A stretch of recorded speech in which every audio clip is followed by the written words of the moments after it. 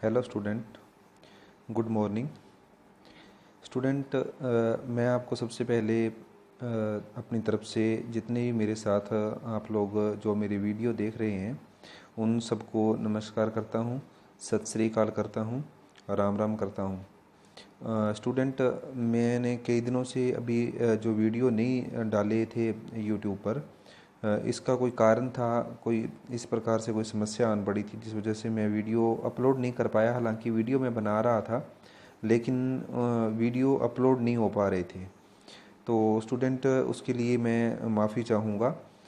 अब जो है कि अपने वीडियो जो है कंटिन्यू मैं डालने का प्रयास करूँगा। और अब जैसे कि आप जानते भी हो कि अपने लॉकडाउन की जो सीमा है वो हालांकि बढ़ गई है, लेकिन फिर भी जो अपने को लॉकडाउन का पालन करना है और अपने घर बैठे स्टडी करनी है। आपको मैं एक इन्फॉर्मेशन दे दूं, जो बीएड के कैंडिडेट हैं वर्तमान में, तो उसके उनके जो है इंटरनल एग्ज़ाम है, जैसा कि जयपुर से जो सूचना मिल रही है कि एग्ज़ाम जो है जून में होने की संभावना है। और जो जून से पहले भी हो सकते हैं, लेकिन जो पीछे से संभावना यही व्यक्त की जा रही है। और रही बात आपके सिलेबस की, तो सिलेबस में ऐसे चाहे फर्स्ट ईयर का है चाहे सेकंड ईयर का है, वो सिलेबस आप कहा तो ऐसे किया है कि आप जो है मान लो किसी भी माध्यम से जो जैसे मान लो व्हाट्सएप है या फिर कोई स्पाइस वगैरह है या फिर जैसे यूट्यूब है, इससे आप कर सकते हो। और अगर पॉसिबल होता है तो आप डिमांड कर भी सकते हो कि हमारा सिलेबस कंप्लीट करवाया जाए, तो हम लोग जो हैं आपके सिलेबस कंप्लीट करवाएंगे। और उसके बाद की जो बात है कि आपके जो इंटरनल एग्ज़ाम हो जाएंगे, और उसके बाद जो आपके मेन एग्ज़ाम हैं वो आपके होने हैं जुलाई में। तो अगस्त से जो है बीएड फर्स्ट ईयर की जो इस समय फर्स्ट ईयर में है उनकी क्लासें स्टार्ट हो जाएंगी। और जैसा कि सूचना आई है कि जो नए कैंडिडेट आएंगे उनकी सितंबर में क्लासें स्टार्ट होगी।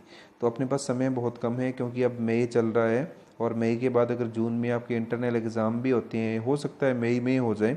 लेकिन अगर अभी भी अपने पास समय है, उस समय को अगर अपना देख कर चलें तो अपनी तैयारी कर सकते हैं। और मैं टॉपिक पहले ऐसे ही करवा रहा हूँ जो कि आपके बीएड में भी आए और आपके कंपटीशन में भी आपके काम आए।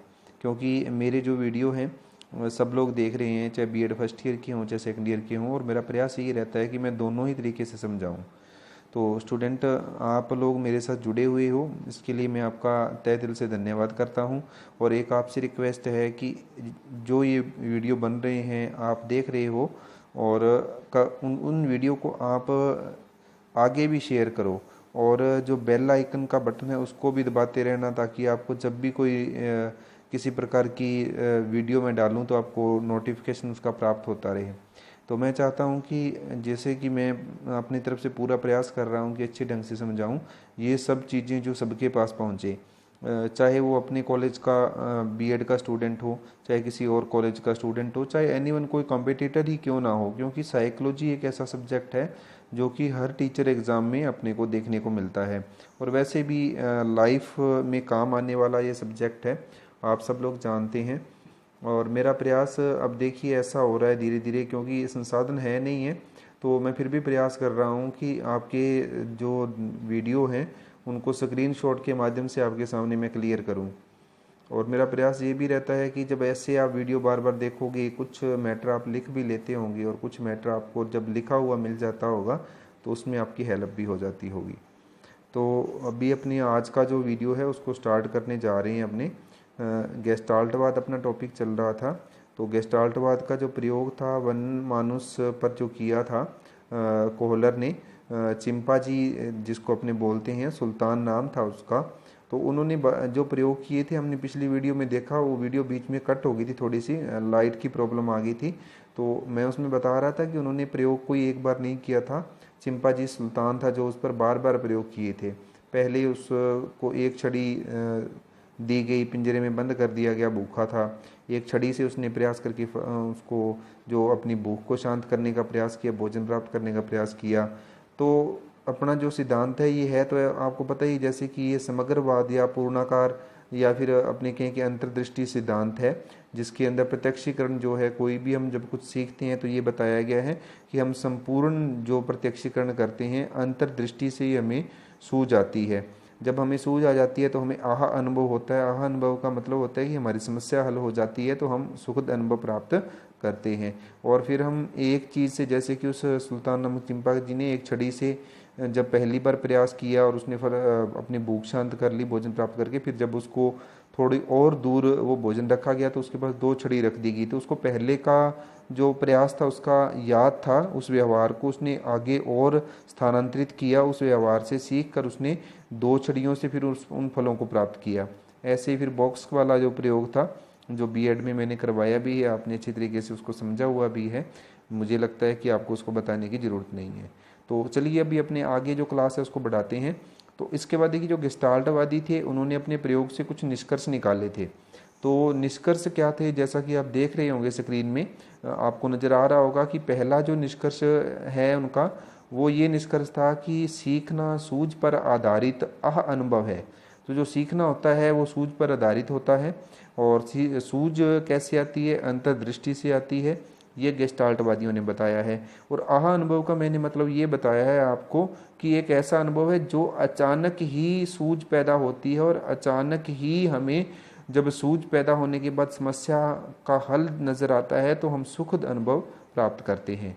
दूसरा देखिए, इसके अंदर जो इसका निष्कर्ष निकाला इन्होंने इस सिद्धांत से, इस प्रयोग से, उन्होंने बताया कि सूझ के लिए आवश्यक है समस्यात्मक परिस्थिति का सही ढंग से प्रत्यक्षण या प्रत्यक्षीकरण करना। तो दूसरी बात उन्होंने निष्कर्ष में ये बताई अपने कि जब सूझ अपने किसी भी समस्या आती है तो उसके लिए अपने को सूझ विकसित करनी होती है, सूझ चाहिए होती है, तो जरूरी क्या है, सबसे जरूरी होता है समस्या का या जो परिस्थिति का सही ढंग से प्रत्यक्षीकरण करना। जैसा कि सुल्तान नमक चिंपा जी था, उसने अपनी समस्या को सही ढंग से प्रत्यक्षीकरण किया। उस कमरे के बंद था, पिंजरे के अंदर बंद था, लेकिन उसने देखा कि कहीं ना कहीं से मेरे को हेल्प मिलेगी। अगर वो थक हार कर बैठ जाता, अपनी अंतर्दृष्टि को इस्तेमाल नहीं करता या चारों ओर प्रत्यक्षीकरण नहीं करता समग्र का, तो वो भोजन प्राप्त नहीं कर पाता। तो सूझ के लिए परिस्थिति का सही ढंग से अवलोकन करना या प्रत्यक्षीकरण करना जरूरी होता है। अब देखिए, थर्ड जो इन्होंने निष्कर्ष दिया है, वो निष्कर्ष दिया है कि समस्या समाधान में विभिन्न अन्वेषणात्मक एक्सप्लोरेटरी व्यवहार एक के बाद एक सोच समझकर होते हैं।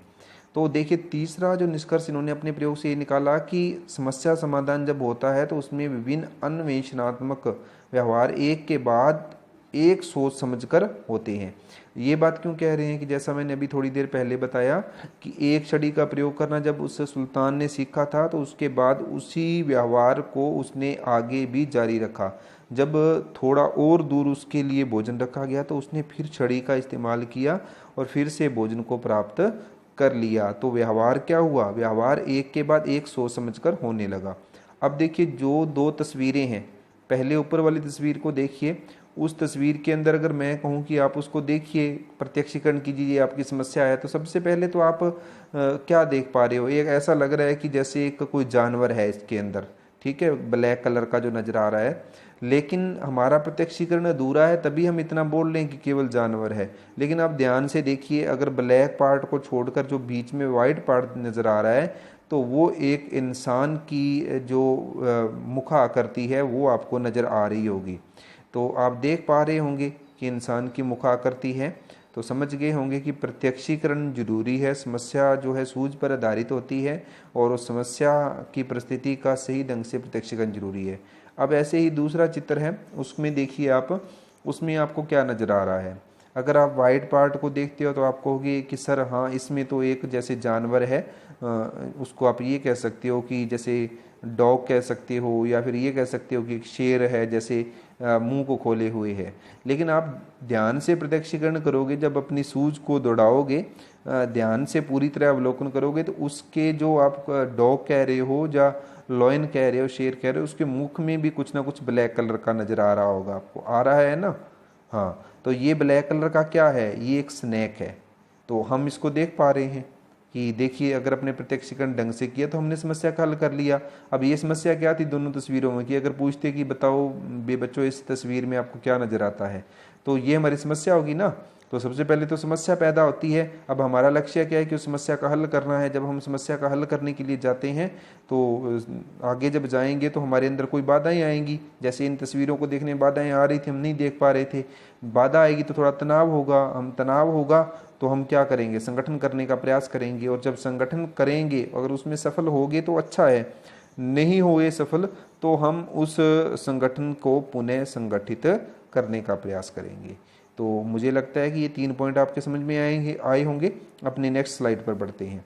अगला जो है, उन्होंने निष्कर्ष क्या निकाला अपने प्रयोग से, उसके अंदर उन्होंने निष्कर्ष निकाला कि जो गेस्टाल्टवादी थे उन्होंने बताया कि निष्क्रियता की अवस्था, एज ऑफ इनएक्टिवनेस, यानी कि इसके अंदर उन्होंने बताया कि जो प्रयोग था गेस्टाल्टवादी कि जैसे आपको अभी तस्वीर देखो, सबसे पहले आप इसमें आपको कुछ नज़र आ रहा है, वैसे तो कुछ भी नज़र नहीं आ रहा है, लेकिन आप जो डॉट डॉट से लगे हुए हैं, छोटे छोटे से डॉट डॉट से लगे हुए हैं, आप इनको ज़रा ध्यान से देखिए। अगर अलग अलग देखते हैं तो ये बहुत सारे जानवर हैं। आप देखो, अगर अपने ध्यान से देखते हैं तो इनके अंदर कौन कौन से जानवर नज़र आ रहे हैं। जैसे इसके अंदर एक डॉग भी नज़र आ रहा है और एक पक्षी है जो उड़ता हुआ नजर आ रहा है। जिस तरफ 4 नंबर लिखा हुआ है, 4 नंबर जो पॉइंट है, उस तरफ एक पक्षी उड़ता हुआ जैसे कौवा उड़ रहा है ऐसे नजर आ रहा है। उसके थोड़ा सा नीचे आप आ जाइए, वो लगता है जैसे कोई पक्षी बैठा हुआ है। और अगर संपूर्ण को अपने देखते हैं तो संपूर्ण को देखने के बाद सबसे पहले जो हमने प्रत्यक्षीकरण किया संपूर्ण का, तो उसमें तो ये क्या नजर आ रहा है, उसमें एक ये डॉग नजर आ रहा है। तो आप देख पा रहे होंगे डॉग की आंखें हैं, ठीक है, जैसे आप देखते हो ना, जिसे अपने कहते हैं कि डॉग जो होता है डब्बे होते हैं जिसके अंदर अलग अलग प्रकार के वाइट एंड ब्लैक, वैसा डॉग नज़र आ रहा है। तो निष्क्रियता की अवस्था, अगर यदि हम इसमें उन्होंने बताया कि प्रयोग में कि निष्क्रियता की अवस्था जो होगी वो हमें प्रत्यक्षीकरण नहीं करवाएगी। हमें उसके लिए क्या रहना होगा, एक्टिव रहना होगा, न कि इनएक्टिवनेस नहीं होना होगा। तो निष्क्रियता की अवस्था में हम कुछ नहीं कर पाते हैं, ये इन्होंने गेस्टाल्टवादियों ने इसके अंदर बताया। फिर नंबर 5 पर देखिए क्या निष्कर्ष निकाला इन्होंने बताया कि सूझ आधारित अधिगम का स्थानांतरण होता है। अब देखिए बहुत ही महत्वपूर्ण बात बताई है कि सूझ आधारित जो अधिगम होता है, जो हम सीखते हैं सूझ के द्वारा, सूझ जिसकी आधार बनती है, अंतर्दृष्टि जिसका आधार बनती है, न कि जिसके अंदर प्रयास आधार बनते हैं, बार बार अभ्यास आधार बनते हैं, जैसा कि थॉर्नडाइक ने बताया था। क्योंकि वो व्यवहारवादी थे और ये जो गेस्टाल्टवादी थे ये क्या थे, संज्ञानवादी थे। इन्होंने संज्ञानवाद को महत्व दिया था। तो इन्होंने कहा कि नहीं, जो प्रयास हैं बार बार करना या फिर इस प्रकार के जो अपने कहते हैं कि प्रभाव होता है वो अधिगम नहीं करवाता है। वो कहते थे सूझ से अधिगम होता है। तो इनका अधिगम था वो सूझ पर आधारित था। तो फिर इन्होंने क्या बताया कि सूझ आधारित जो अधिगम होता है उसका स्थानांतरण भी होता है। यानी कि यदि आपने कुछ सीखा हुआ है, उस सीखे हुए का प्रयोग हम आगे अपने जीवन में भी करते हैं। तो चिंपा जी ने पहले सीख लिया था ना भी, एक छड़ी से फल को प्राप्त करना सीख लिया था, फिर 2 छड़ी से फल को प्राप्त करना सीख लिया, फिर ऐसे ही करते उन्होंने जो बॉक्स थे उनको लगाना सीख लिया था। तो वो सीखा कैसे, उसका स्थानांतरण हुआ। तो उन्होंने पहली बार जब उसको सीखा तो वो अधिगम उन्होंने ग्रहण कर लिया अपनी सूझ से, और फिर उसका स्थानांतरण कैसे हुआ कि उसने उसका प्रयोग आगे, जब उसकी समस्या आई कि जब केले और दूर कर दिए गए तो उन्होंने और छड़ियों का प्रयोग किया, छड़ी के अंदर छड़ी को जोड़कर केले प्राप्त किए, इसी तरह बॉक्स के ऊपर बॉक्स रख कर केले प्राप्त किए। तो इसका मतलब क्या है कि सूझ आधारित अधिगम जो होता है उसका क्या होता है, स्थानांतरण होता है। तो जब हम कोई ऐसे ही देखिए, अगर निजी एग्जाम्पल देखें, घर पर जो होता है, अगर हमने कोई घर पर कोई वस्तु बनानी सीखी है तो उस अधिगम को, उस सीखे हुए का स्थानांतरण हम आगे भी कर लेते हैं। अगर किसी ने घर पर जैसे बाइक चलानी या स्कूटी चलानी सीखी है तो उस जो स्कूटी चलाना सीख चुका है वो बाइक भी चला सकता है, वो अधिगम का प्रयोग वहाँ भी कर सकता है। जो बाइक चला सकता है वो स्कूटी चलाना भी सीख सकता है। ऐसे कोई 4 टायर व्हीकल होता है तो उसको भी अगर किसी ने चलाना सीखा है तो वो भी उस अधिगम का प्रयोग स्थानांतरण के रूप में कर सकता है। तो इसमें तो इन्होंने एग्जाम्पल दिया है चिंपांजी और चूजों का, कि चूजों ने देखो ये दिखाया था कि जो सूझ आधारित अधिगम था उसका उन्होंने स्थानांतरण किया था। तो चिंपांजी वाला जो सुल्तान वाला उदाहरण मैंने आपको दिया, आप समझ गए होंगे। ऐसे ही चूजों पर भी हुआ प्रयोग।